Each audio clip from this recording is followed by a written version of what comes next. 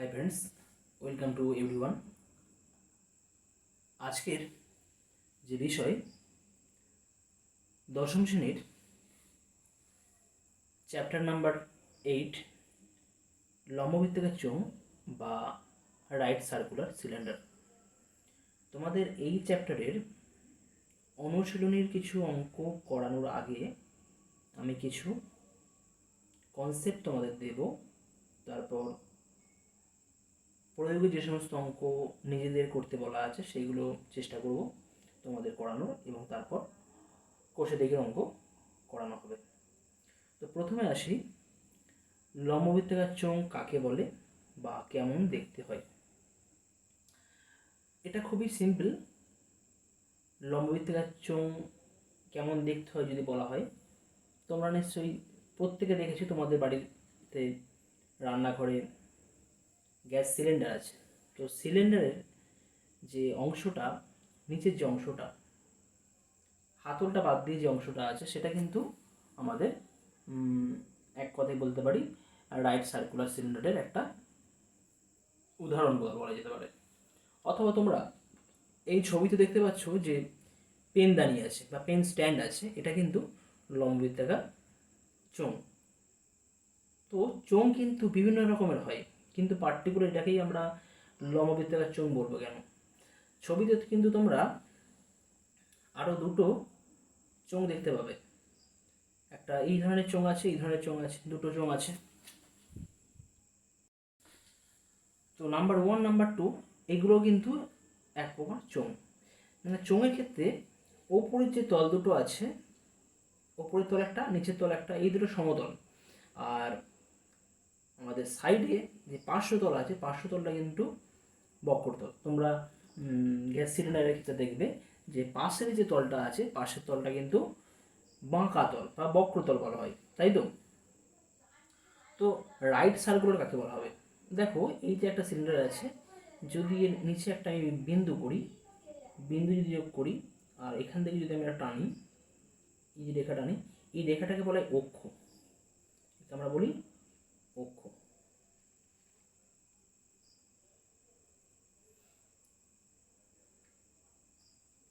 তো এই অক্ষ, এবং এটা বলা হয় যে লম্ববৃত্তাকার চোঙের ভূমির ব্যাসার্ধ। ভূমিটা কি? একটা বৃত্ত, আর বৃত্তের নির্দিষ্ট একটা বিন্দু থাকে, অরিজিন থাকে বা কেন্দ্র থাকে, আর ব্যাসার্ধ থাকে। তো ব্যাসার্ধের সাথে যদি এই অক্ষ লম্ব হয়, তখন যে আমরা চোঙ পাবো বা সিলিন্ডার পাবো, তাকে বলা হচ্ছে রাইট সার্কুলার সিলিন্ডার। ওকে। তো এখানে আমাদের ভাইটাল কথা, তোমাদের পরীক্ষার সময় শুধু চোঙ বলা থাকলে আমাদের কিন্তু এই লম্ববৃত্তাকার চোঙ আমরা বুঝবো। ওকে। আচ্ছা, যদি এখন এই লম্ববৃত্তাকার চোঙকে আমরা খুলে দেওয়া হয়, মানে ধরো এই যে চোঙ আছে, একটা পার্ট যদি আমরা খুলে দিই, তাহলে কিন্তু আমরা এই ধরনের শেপ পাবো, মানে একটা আয়তক্ষেত্র পাবো, তাই না? এখানে কি বলা আছে? লম্ববৃত্তাকার চোঙের পার্শ্বতল নির্ণয়ের মাধ্যমে জানবো। পার্শ্বতল নির্ণয়ের মাধ্যমে কীভাবে পার্শ্বতল নির্ণয় করব। তো এই যে লম্ববৃত্তাকার চোঙ আছে, লম্ববৃত্তাকার চোঙকে যদি কাঁচি বরাবর যদি কাটা হয়, কাটলে কিন্তু আমরা দুটো পার্ট যে পাবো, যদি পুরো ওপেন করা হয়, তাহলে কিন্তু একটা রেক্ট্যাঙ্গুলার পাবো বা আয়তক্ষেত্র পাবো, যার দৈর্ঘ্য এল আর প্রস্থ যদি বি ধরা হয়, তাহলে আয়তক্ষেত্রের ক্ষেত্রফল আমরা জানি। ঠিক সেইভাবে আমরা লম্ববৃত্তাকার চোঙের পার্শ্বতলের ক্ষেত্রফল নির্ণয় করতে পারবো। কি বলা আছে? আয়তক্ষেত্রাকার রঙিন কাগজ নেওয়া হয়েছে। আয়তক্ষেত্রাকার এই কাগজের দৈর্ঘ্য এল একক এবং প্রস্থ বি একক, এল একক বি একক।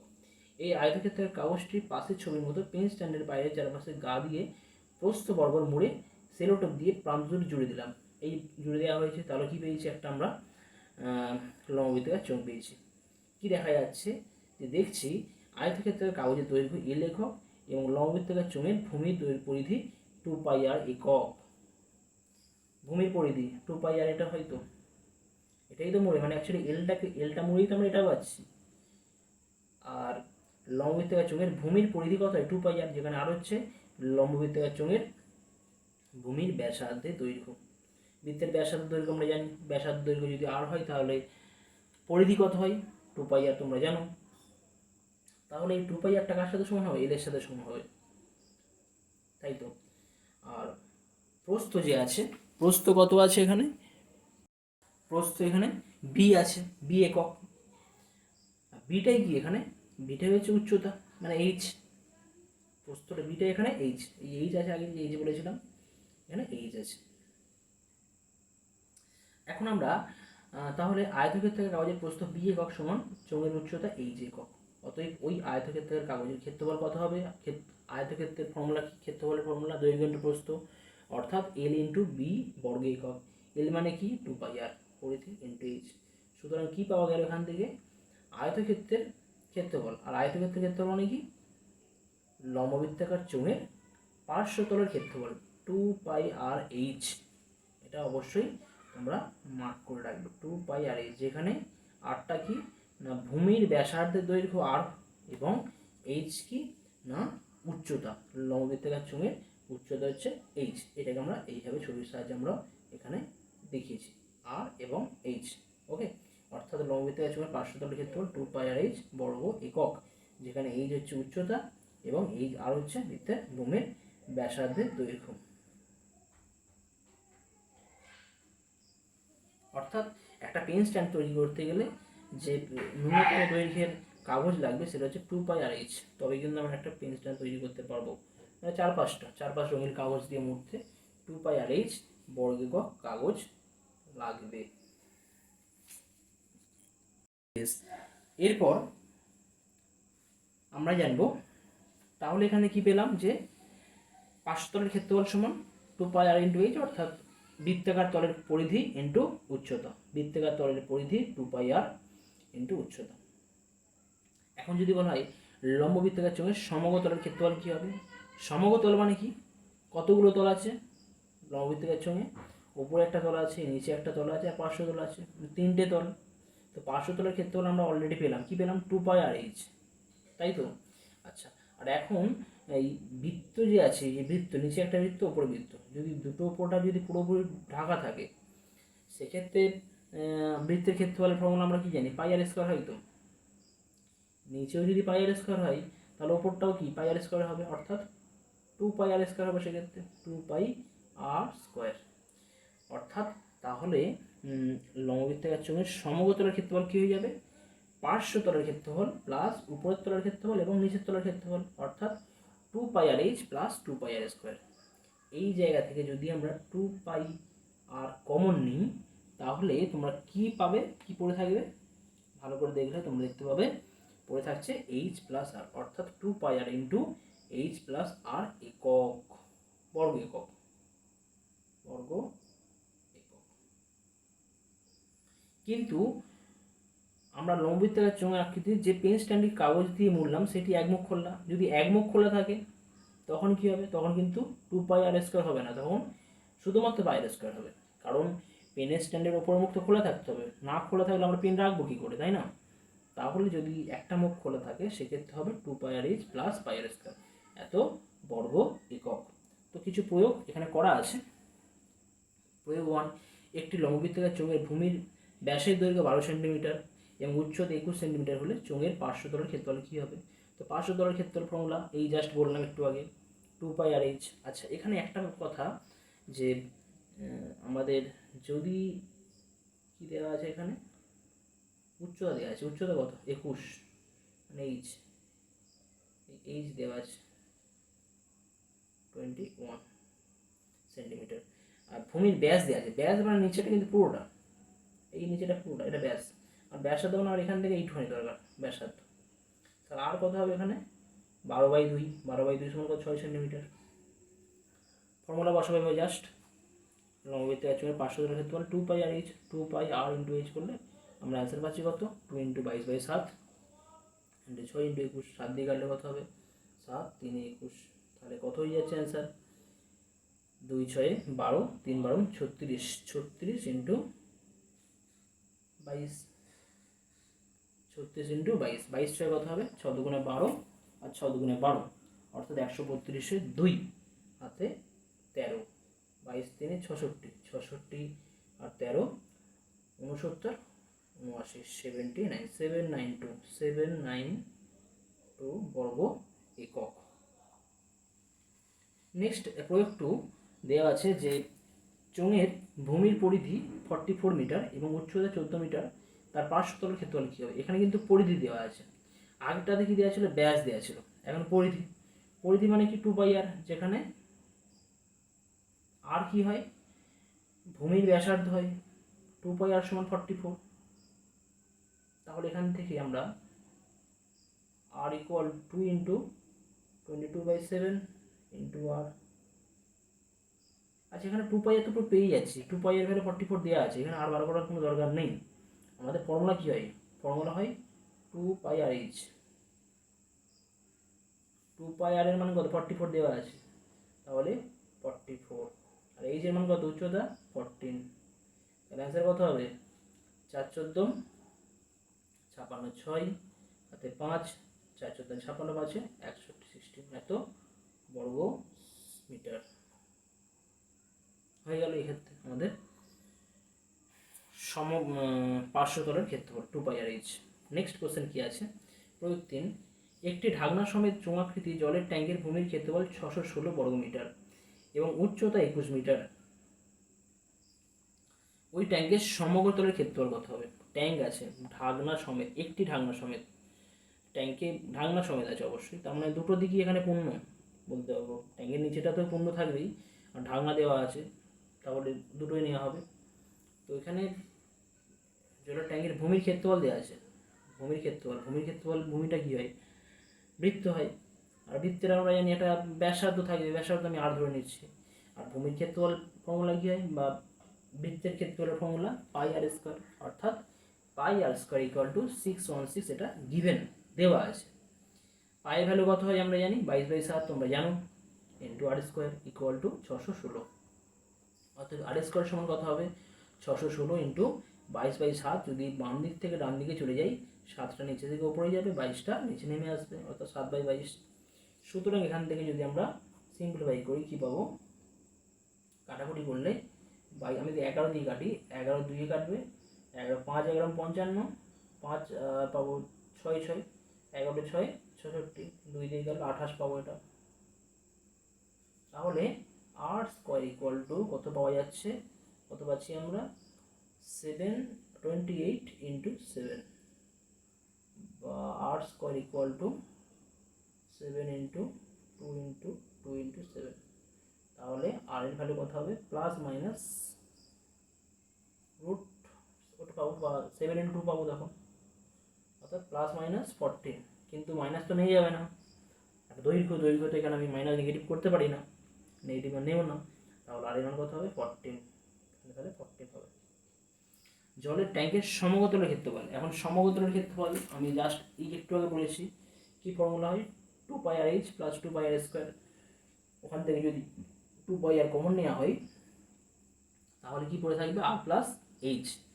2πr, পায়ের মান বসানো হয়েছে 22/7 ইন্টু r 14, 14 জাস্ট বেরিয়েছে একটু আগে, এত মিটার, আর প্লাস h 14 প্লাস 21। তাহলে এখানে ক্যালকুলেশন করলে কত পাবো, 2 ইন্টু দেখা যাক, 2 ইন্টু 22/7 ইন্টু 14 ইন্টু 14 প্লাস 21 করলে কত হবে, 4 একে 5, 2 একে 3, কাটাকুটি করলে 7 5 35, এটা গুণ করতে হবে, গুণ করলে কত পাবো, 5 2 10, আর 22 আর 14, 22 আর 14 যদি গুণ করা হয় কত পাবো, 22 আর 14 যদি গুণ করি, 14 দুগুণে 28, 8 হাতে 2, 14 দুগুণে 28 2 30, আর 10 আছে, তাহলে একটা বাজে 0 হয়ে যাবে, 3080 এত বর্গ মিটার। অর্থাৎ জলের ট্যাঙ্কের সমগতলের ক্ষেত্রফল 3080 বর্গ মিটার।